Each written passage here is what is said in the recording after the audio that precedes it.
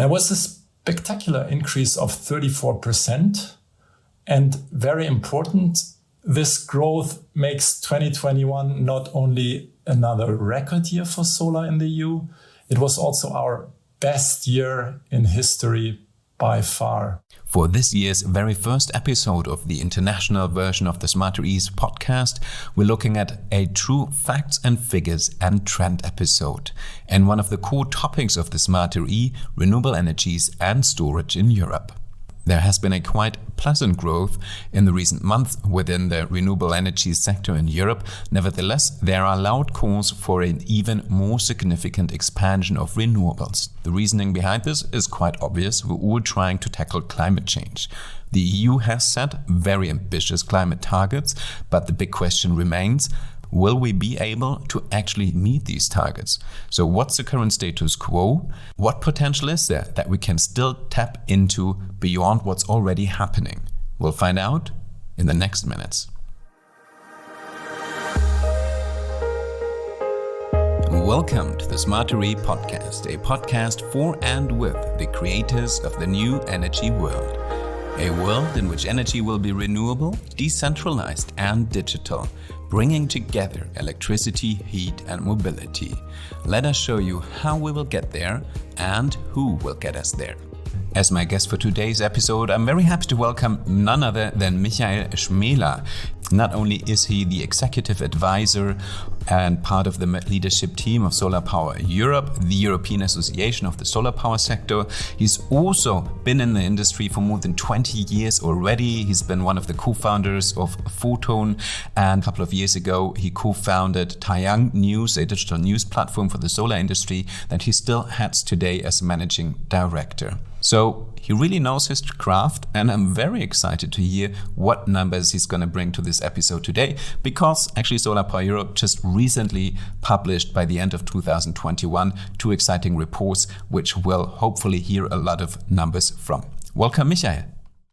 Great to be with you. It's actually turning into somewhat of a tradition to talk to you at the beginning of the year. Exactly 1 year ago we already spoke for the first time, so great to have you back on the show. Yeah, happy to be back. It's a great timing. A lot has happened, and I'm happy to share what we learned. Excited actually to look into all the numbers and figures you brought to us. You've actually been the lead author of two reports that SolarPower Europe published in the end of 2021, one focusing more on the solar market, the other one focusing more on the storage market, but both exactly for the next 4 years. And if we've seen the already strong growth in the past month, I think for the next years you look even at a strong 2-digit growth. So representing the European Solar Sectors Industry Association, I guess this is a happy moment for you. Well, yes, it's going in the right direction. Solar power in the European Union has again demonstrated a stellar performance in 2021. And I think we have to say that, although we don't want to really talk about it anymore, despite adverse market conditions on various fronts, from the continued negative effects on COVID on our daily lives, which is unfortunately still not over, to also to PV product supply shortages and consequent solar module price hikes on the other. Let me just provide briefly some statistics before we probably talk then about more details later. But I think what's really important is that, and that was a surprise to many, that we saw in the 27 member states of the EU around 25.9 gigawatt of new solar capacity connected to the grids. In my own calculation, that equals round about 15 average nuclear power stations. Just mentioning that because obviously that's a strong debate at the moment that suddenly surfaced again. We'll look into it in another episode, but I think with that relation, that's good numbers. And very important, this growth makes 2021 not only another record year for solar in the EU, it was also our best year in history by far. And it took place exactly 1 decade after the former record was set in 2011 with 21.4 gigawatt. So it was a good year, and solar now operates a power fleet of 165 gigawatt. That's also almost 20% more than the year before. I think one last comparison here, solar also added much more capacity than any other power generation source last year, not only in the EU, but also worldwide. And I think so if we look at the forecast, because we not only look back in our EU market outlook, as the name says, but we look forward. And if you see, you already mentioned that, so in the next 4 years until 2025, so that's the scope of that report, we see continuous 2-digit annual growth rates. And the interesting thing here is we got more optimistic than in our previous edition. So our most likely medium scenario now forecasts 18 to 20% growth rates, while we were looking at 16, 17% levels last year. So we believe that now around 163 gigawatt will be added until 2025. And as I said, we have 165 so far. So that means basically a doubling of total installed capacity in 4 years. A doubling of that capacity, and if my very spontaneous math is correct, even another record-breaking year. Is that right? The record we've just seen last year, which was the best year ever in solar after 10 years. So it took us a while to get back to speed, but now if things go right, the sky should be the limit. So we should see more records every year to come. The interesting thing is, if you look at the numbers, I think so we will have then around 330 gigawatts installed in 2025. So if our forecasts are correct. And that's an interesting number because that's more or less the same number the European or the EU member states have committed to reach in their unfortunately very unambitious national energy climate plans by 2030. So 5 years early, market will be there where the member states combined think they want to be with solar in 2030. Well, that means we already have answered one of my questions in the introduction. That means we will reach those targets and will actually reach them 5 years earlier. That's great. It also means, of course, that we should get more ambitious if we want to meet our Paris targets, but maybe we can get a bit later into that. Yes, let's talk about that. Maybe next question could be, how does this amazing growth affect the structure of today's European solar markets, or even change it? Like, do we see different support schemes, different business models? Again, let's look maybe briefly back. So I'm in solar basically my entire business life for over 20 years. And when it comes to solar business models, it was in my early times all about feed-in tariffs. So the real commercial age, for those who are not so familiar with solar, started basically with the implementation of the Renewable Energy Law, EEG, in Germany, the beginning of this millennium. Then we saw Italy, Spain, Czech Republic follow that path, and these feed-in tariffs from Germany basically conquered the world. Japan implemented it, and China as well, which is still today's global solar leader. But if we look at today's situation, today's solar is the lowest cost power generation source and competitive to grid power and often wholesale power. And the landscape is very different.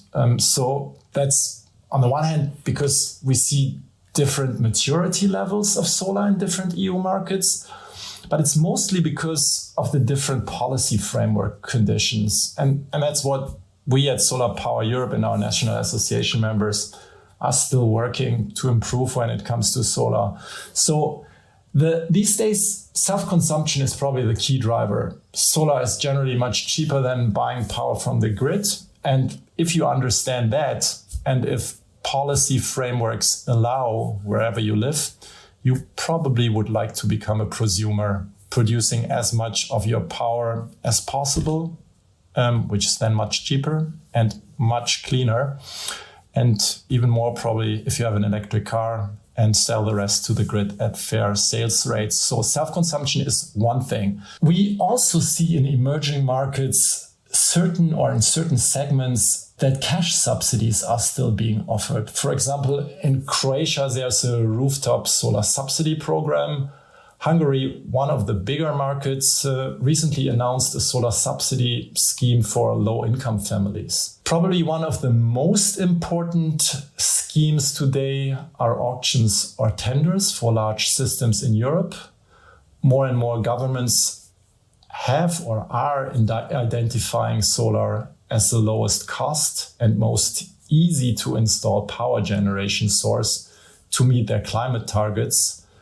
And this is now the case across the board, from Portugal in the west to Poland in the east, Denmark in the north, or Greece in the south, and obviously France, Germany in the center. So basically all bigger markets are heavily focusing on solar tenders. And the interesting thing here is that with solar's strong competitiveness, it also wins in technology neutral tenders, not just solar-only tenders. So we've seen that even in a not-so-sunny country like Denmark in Northern Europe. So, Michael, you already mentioned that self-consumption is a big driver. You've also said that all across Europe, tenders are very important and countries are focusing on these. What about PPAs? Is that a big lever as well? Yes, indeed. Large companies are also looking very much into low-cost solar power.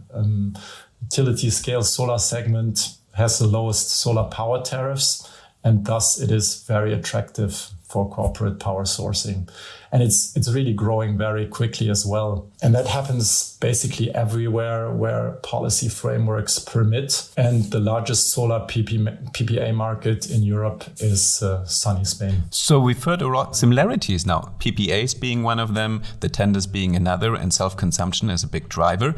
How about differences? I know, for example, in Germany, I think in the next years there will be a big push for more solar on the roofs, simply because we're such a closely inhabited country. Basically, the roofs are the only left space we have, maybe. And then on the other hand, countries in the south have, I think, enough space, such as Spain. So are there differences? Whether there's a focus on the big open space or whether countries are focusing on rooftops? I wouldn't say that space is really an issue. It's a question of how you want to use it. We will see in Germany also some push on the rooftop side. So as we are seeing, there is this interest simply because electricity prices are so high, so it makes economical sense. But what we're also seeing, and that's pretty new, I think, for Europe and really coming from Germany, and that's actually mandatory installations. So we're seeing this trend now in a couple of city-states, so Berlin, Hamburg, Bremen, and even the large southern state of Baden-Württemberg. They announced to implement such obligations. And now that we have a new federal government coalition, they also agreed on requiring solar on commercial new buildings as well. So that's also an interesting tool, and we will need that not only in Germany if we want to be fast. But if we try now to compare, I think probably that was your question, open space solar versus rooftops. And if we look at the European Union as a whole, then we see that actually the share of rooftop installations was around 60%, while that for ground mount installations was only 40%. But what we've seen is actually over the past few years that there has been a trend to ground mount utility scale solar, and that was driven primarily, as we already said, by auctions and as of recently also by corporate PPAs. If we look 5 years in the future, basically the shares will more or less exactly flip. So in 2025, we expect that around 60% of ground mount installations will be that we will have 60% ground mount installations and only 40% rooftop installations. And the reason is very simple. Large-scale solar is cheaper. Okay, I understand. Simply, of course, that drives down the cost of installation if you just find an open stretch of land and you put your solar there versus installing it on a roof. Well, looking at all these huge figures of installation, how does that actually affect production? I mean, at the moment, of course, most of it is imported from China, that is. Will this huge increase in installation also maybe mean that we can get production back to Europe? This new solar growth phase opens an opportunity to reinvest into domestic manufacturing, as you said, and we need to take this opportunity. There probably won't be too many more. At some point, Europe will rely mostly on solar power, and it would be everything but wise to leave our energy security fully dependent on imports. We don't have to talk about gas now. A lot of others are doing that. But like other industries, solar is affected heavily from supply chain issues today. There's a shortage on solar products. I mentioned that solar modules are scarce. They are much more expensive than they were a year ago. Transport capacities, there's a shortage. They are very expensive. And obviously, it's also usually much more sustainable to manufacture products close to where the consumers are. So, Micha, I heard 3 reasons why we should focus on domestic production. That's a geopolitical reason, that's a sustainability reason, and the third one was, of course, supply chain reasoning. But is there actually enough qualified personnel in Europe to do the job? I guess a lot of it would be automated, but you still need highly skilled people. Do we have enough of them? Well, indeed, the solar industry will need many hands to accomplish our targets, not only in manufacturing. The good thing is that Europe is still leading in research. We have some of the world-leading research institutes. So that means there's many qualified PhD students that are eager to get into manufacturing. But if we, as I said, look at the industry as a whole, many of the jobs will be downstream jobs. And here there's a severe bottleneck if we look at these ambitious targets that we have. We recently also published a job report, and there we showed that around 357,000 full-time equivalent jobs exist in solar. That was in 2020. And if our forecasts are correct, so we would see already in 2025 close to 600,000 jobs. So that would be a growth of over 64% compared to 2020 levels. And that's only another milestone. An important year for solar in Europe is 2030. The European Commission has proposed to increase the renewable energy target to 40% by 2030. If we look at this scenario, then we would have probably over 740,000 solar jobs in Europe. However, we at SolarPower Europe are asking for a much higher target of 45% in order to stay on the 1.5 degree Paris path. And if that will be achieved, then solar jobs would even triple from today, totaling around 1.1 million in 2030. Well, that's great potential for people being employed in the solar value chain, all the way from, as you mentioned it, research to production to then really installing it on the fields or on the roofs. Let's talk about more trends here. Are there some major solar trends in Europe regarding the markets, regarding the technical front, regarding cost development, or even politically? What's the industry talking about at the moment? What's the buzz? I think an interesting and noteworthy fact about Europe is probably the following. So first of all, interesting is that in 2021, 25 out of the 27 EU members that we have deployed more solar than the year before. That's great news because it shows that there's interest in solar across the board in the European Union. Another interesting fact, which is probably not known by many, is that the leader in solar in one particular field is the Netherlands. Most people think about Germany when we speak about solar leadership in Europe. But when it comes to solar power per capita, the EU's most populated state is no longer the number one. That honor now goes to the Netherlands. There they had installed 765 watt per capita, and that's quite a bit. In the highest populated country, having also the highest per capita installment in Germany is quite a feat to achieve. So it's easy to beat that record. All right. Well, we've been talking about trends, Michael, but I think in the beginning, of course, you said self-consumption is a big trend and a big driver as well. So that means we also really have to talk about batteries and solar in combination, because I think both go best together. What developments can be observed here? Batteries are obviously one interesting technology trend. Let me just mention one other before I go into batteries on the module front. That was also very interesting because in the last 2 years, we've really seen quite some developments on the module front happening. So modules got much more efficient. They got much bigger.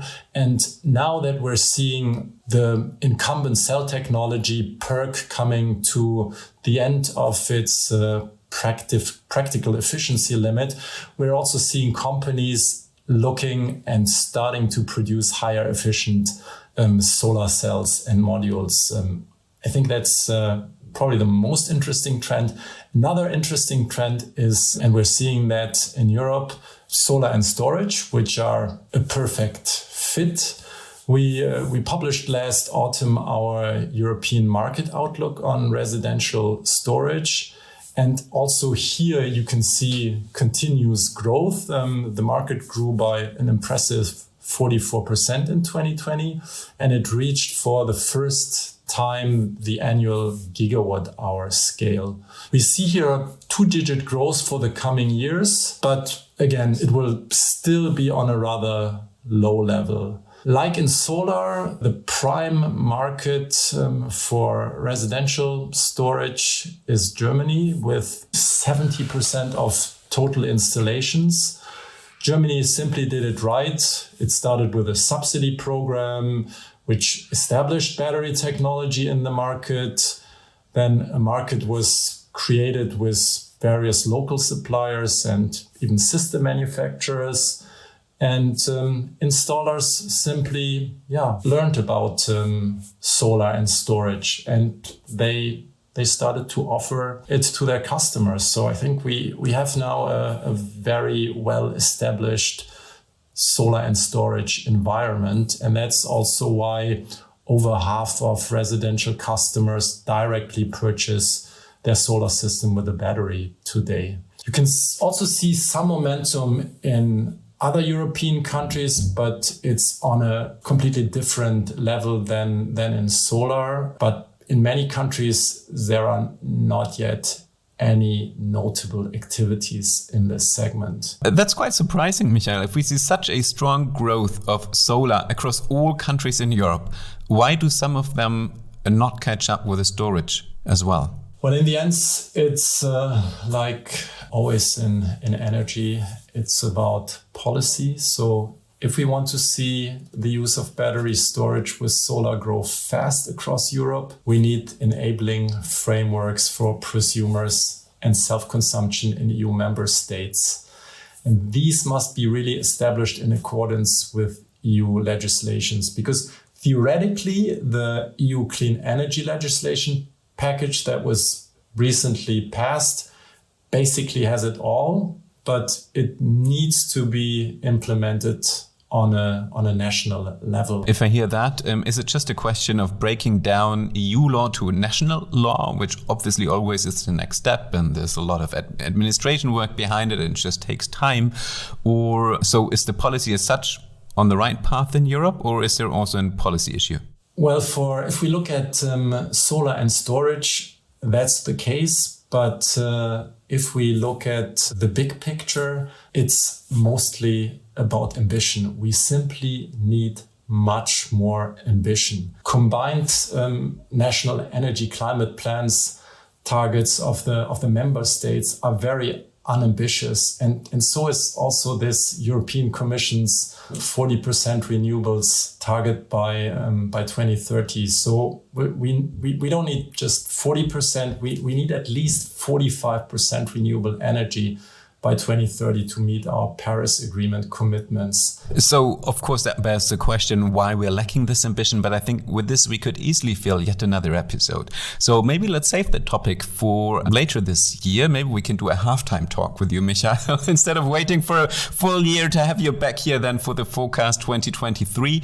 But maybe let's wrap it up here already. It's been great having you with us. So you said there's a lot of enthusiasm backed up by two-digit growth. We've seen a record-breaking year in 2021, and you said it yourself, the next years might even break that record yet again and will ramp up solar massively.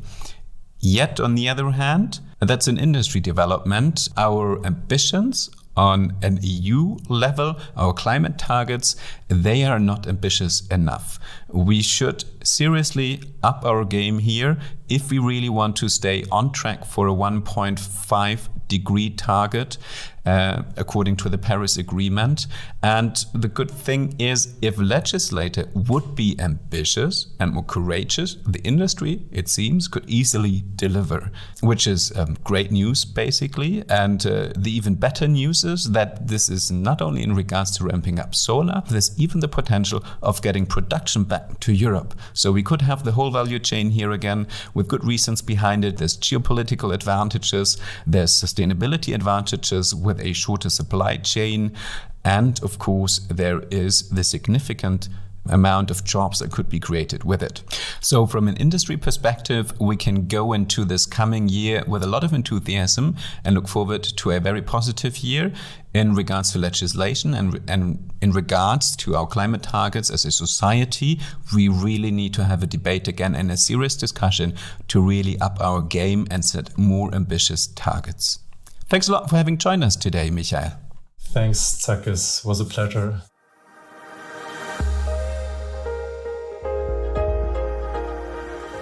More information about the PV markets in Europe as well as the worldwide markets can be found at Intersolar Europe conference taking place from May 10th to 11th, 2022 in Munich. All information about the conference can be found online at intersolar.de/en/conference.